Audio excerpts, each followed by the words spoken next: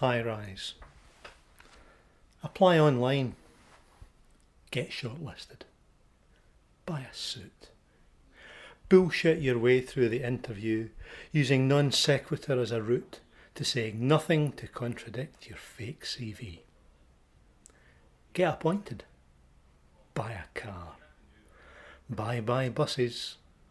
Buy into the lie that the arm's length management organisation you are now local manager for is not a job creation scheme for cowboy builders. Take your first bribe. Buy a bigger car.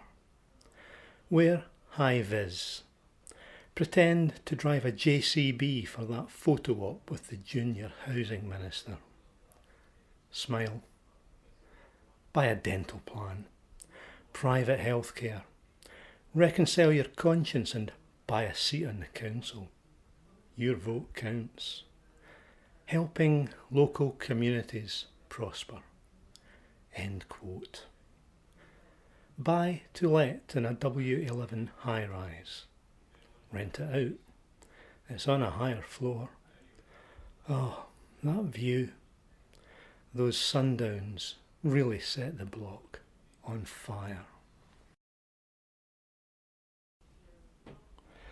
The man in the moon observes an eclipse. The shadow turned a shade of burnt toffee as it poured across the surface of the big blue neighbour. There it stalled for a minute, like it was focusing a telescope, before sliding off into deeper space. Some nights, me and Mrs. Moon would come out here to watch the sky change its spots. Oh, I know some people say there's no atmosphere, like that was a bad thing. Good for stargazing. Those lights, the fizzing, sherbet-popping flashes of colour, like God was drawing patterns on a blackboard. Make a wish, she'd say. I wish she was still here. And now the shadow has come out to play again. The eclipse thickens, turns giddy, veers out of control. Astrophysics can be scary sometimes, and it gets lonely up here. I want the darkness. I'm tired of the rigmarole.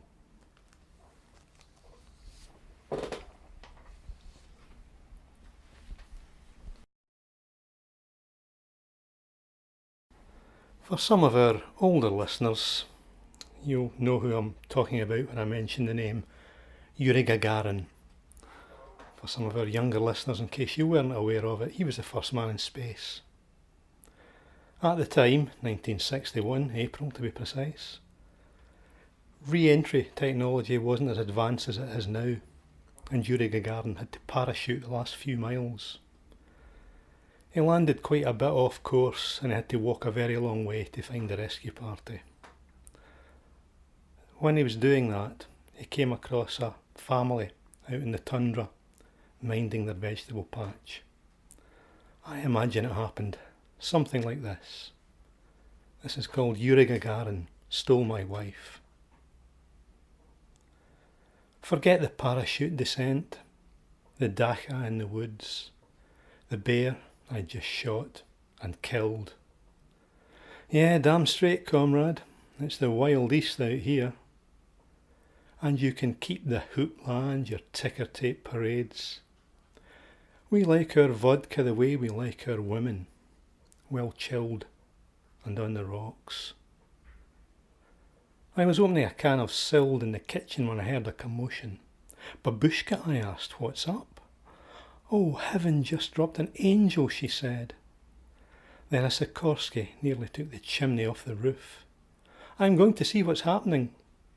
Well, that was her gone. Not even a dos vidania.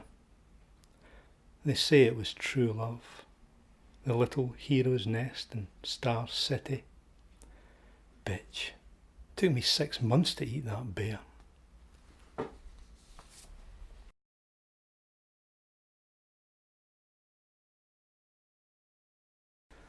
And now I think I'll share a true story with you, just something to try and close the distance between the reader and the audience. Here we go. This one's called Abracadabra. We had a magical relationship. She was completely under my spell. I regularly sawed her in half and made her disappear as well. But, I admit, when we were off stage, I relied on sleight of hand. Her husband, you see, was a card sharp.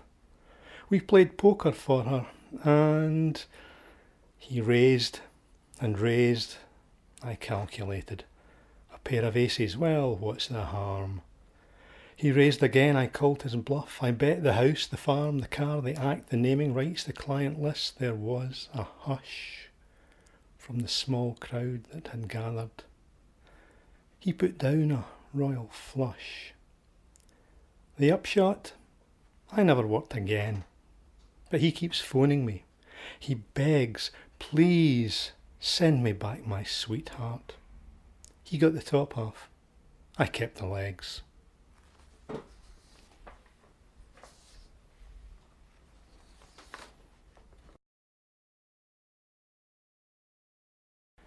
Piss and vinegar. Gravy is a thickened sauce, she told me. A jus is a reduction. I stored that away beside the recipes for beans on toast. Dinner, lunch, tea. Gradually I learned the syntax of mealtimes, the grammar of cutlery. Eating fish and chips by the wall at Whitby Harbour, she squealed, "Oh gosh, guacamole, how quaint." Now, every time I smell vinegar, I think of her and piss myself.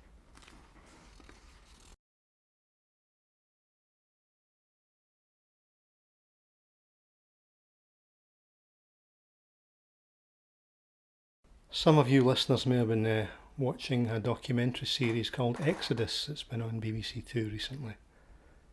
It's difficult to watch sometimes. I was inclined to write this after watching last week's episode. This is called Bottle. From Greece, we walked to Germany, she says, like it was a casual stroll with the family. Just another day out. Fed up with life in Syria. Had enough of gas attacks and bombing in Aleppo. What you need is a geography field trip. You think the crossing from Turkey was fun? The leaking boat? The last desperate splash for the beach where your neighbours drowned and you lost your childhood? You ain't seen nothing yet, kid. You've heard of razor wire, right? Its official name is barbed tape. Fact. Now you can learn how to be terrified in 5 languages. A bargain at €3,000 each. Explore border security in Macedonia. Try sleeping rough in beautiful Belgrade. Enjoy the splendour of the Danube in Budapest. Not sure where the Czech Republic begins and Slovakia ends? Well, you know now. And that only gets you as far as Dresden, a mere 1,700 kilometres from Thessaloniki, to arrive in a refugee camp and the alternative für Deutschland, marching in the street to welcome you to your new home. She showers and changes, poses for the camera, the way she's seen it done in magazines. Her mother hides behind her hijab. Her father, wrapped in cigarette smoke, looks out as if he's waiting for the all clear to sound. She says, "Ich liebe Justin Bieber." Then she lets her hair down with a shake, holds the bottle like a microphone, catching the scent of the shampoo. "This smells like freedom," she says.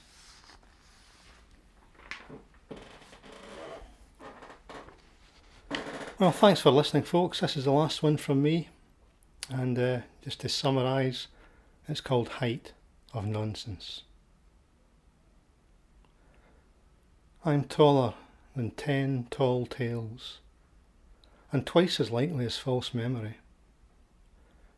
Take me back to that first house, with the ritual measurement